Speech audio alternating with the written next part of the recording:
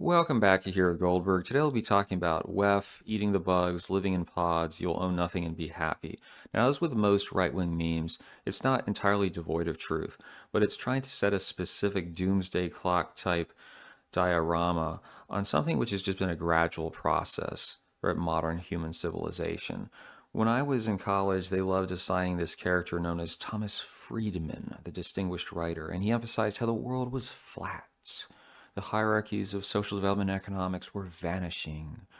And at the same time, he was very irritated because in the United States, that progress was slowed by the political system, which I would say anyone who's got a reasonably high IQ is irritated with liberal democracy.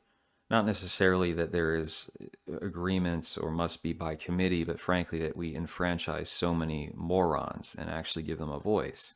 So he has a very famous interview where he was going, sometimes I just fantasize if we could just be China for a day and be able to authorize all these things. So it is the trend. You know, the WHO is trying to take over health policy in every country, be able to mandate lockdowns and freedom of movement. There are other things in place when it comes to the environmental pushes.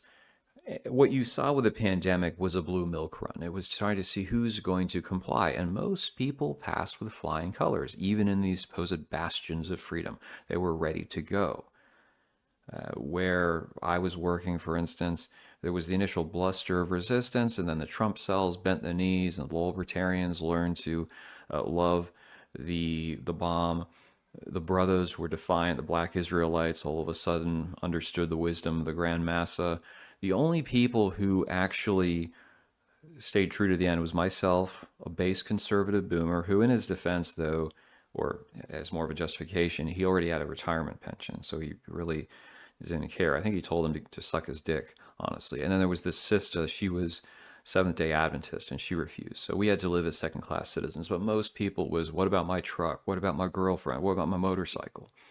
This was simply the ultimate test. Most people, regardless of how religious they might be, Muslim cell, based Catholic, most people are possessed by Gelidenken, money thinking. Everything's about the comfort of the paycheck, the fiat, and the possessions. And that's why they caved, and that's why they stand for nothing. They just whine and moan and complain on the internet endlessly because they have no sense of sacrificing.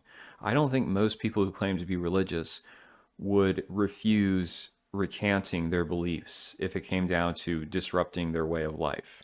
That's just my suspicion. If you went for the injection just out of convenience, it suggests something there.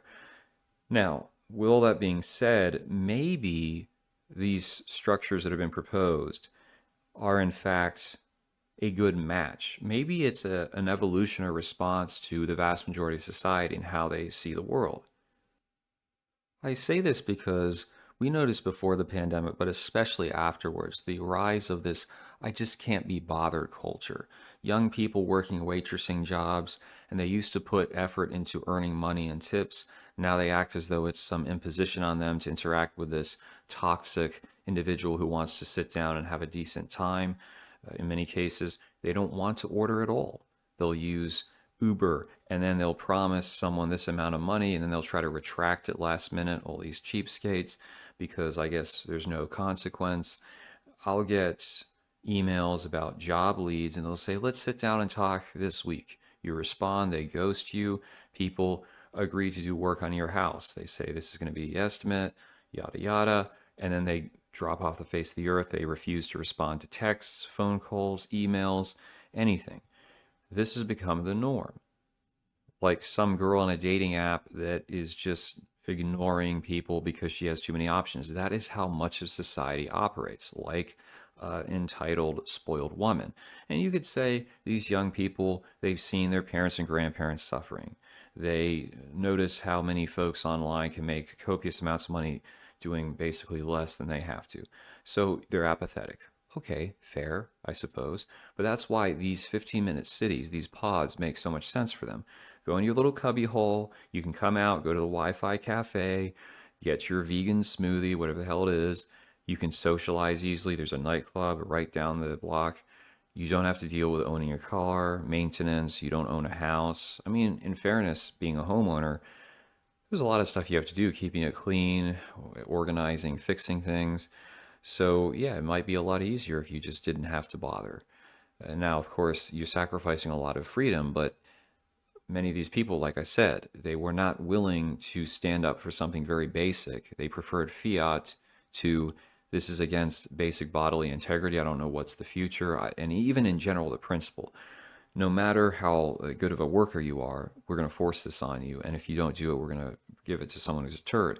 So I really can't see why it would be so bad for these folks to be locked up and have no freedom. I think that would actually, they'd be happier that way because they don't see a future. They don't want to have children. They don't want to strive and sacrifice for anything except the most basic creature comforts, and they can just binge watch shows all day. I mean, you think I'm just being some boomer making stereotypes of people? This is what you hear people saying on the internet much of the time. The people I come across, what they're doing with their lives. So it doesn't really strike me as so far afield that they would be willing to accept this new wrong. So you have to stop thinking like it's this sadistical plot of people up top, and rather it's a lot of folks would welcome it with open arms because that's what it's going to make my life much simpler. Now, as to whether they can implement this scheme, I know in Europe there's a proposal in Germany to force people to retrofit their houses to be more energy efficient. Whether you'd have to pay for that, that would drive a lot of people under. In Italy, I want to say they pay for solar, but there could be a lot of different stipulations. The US, individual states might do it. As far as nationally, that would be very difficult to get past the current Supreme Corporate because it is considered to be too much of an issue. And I don't think we're done with fossil fuels anytime soon, to be real. The other factor, though, and this is where the home ownership thing becomes a little bit more corroded as a concept in the United States. I've said it before.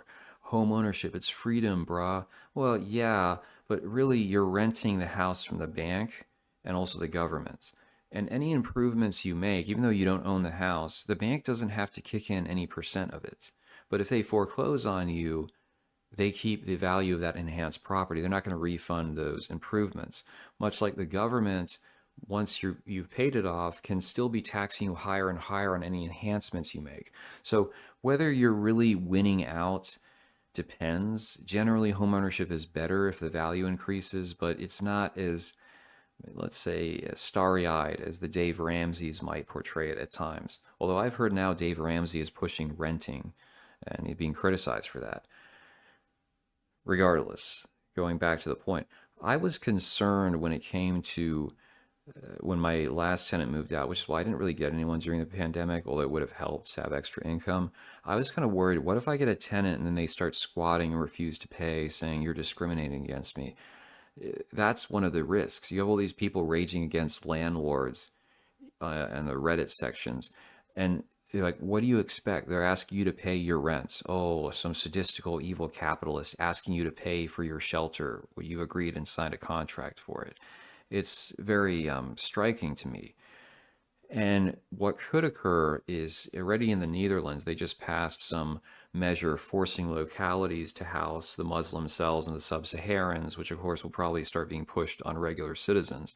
So they might do that where they go, we have all these Venezuelans, Mexicans, Ecuadorians, some of them are Bangladeshis, Iranians. Well, you don't need that house. It's too big. So we're going to just force you to keep these people, to give them shelter. Because what else are you going to do? Put them in tents in parks? Eventually they're going to freeze to death. And that's not kosher. So there's always the risk owning property. Like they didn't rush it back in the day. They would just accuse you of hiding stuff and then take over everything you owned. They accused the church of this and then found out the church really didn't have that much money hidden anywhere. So that's the potential risk. And it could come down the pipeline, although I think with the United States, under existing laws, it's a long time coming unless we get some waves of Bernie Booty Boys in charge and they can override filibusters, override the Supreme Court, then you might get to that stage. But Europe, definitely, because Europe, left, right, center, they're all on board with this boondoggle. So if you're a European, expect it to happen and very soon in the future. Now, as to what an average normie can do in responding to this outside of the political or boogaloo type events or just storing up canned food, being self sufficient, You can all have that. There's other channels. I think it's frankly a sideshow because often you end up in this mad dash for the bunker, and people want to dedicate large swaths of their lives to what the internet says and waiting for this moment to occur. My suggestion is, and it's not hedonism, it's focus on stuff that's harder to take away from you. Because let's say you go full flung and you end up in the gulag. They're going to take your money. They can make it difficult for you to utilize Bitcoin. But stuff you've actually achieved or experienced, things you have witnessed, whether it's traveling, life affirming experiences, accomplishments, art that you've produced, books you've written, music you've composed, if you are in that direction, you created a family. I mean, yeah, they could separate you, but my point is the memories are crucial. And that's what people should be trying to value. Money, yes, it's important, but there's too much of this I can't do anything if I don't have, if I don't have more money. If I don't have this amount of money, I can't take the plunge. Like I said, if you are really pro wanting to have a family for religious reasons, heritage reasons, find a way to do it. I already talked about that in another video. There's no excuses from these people.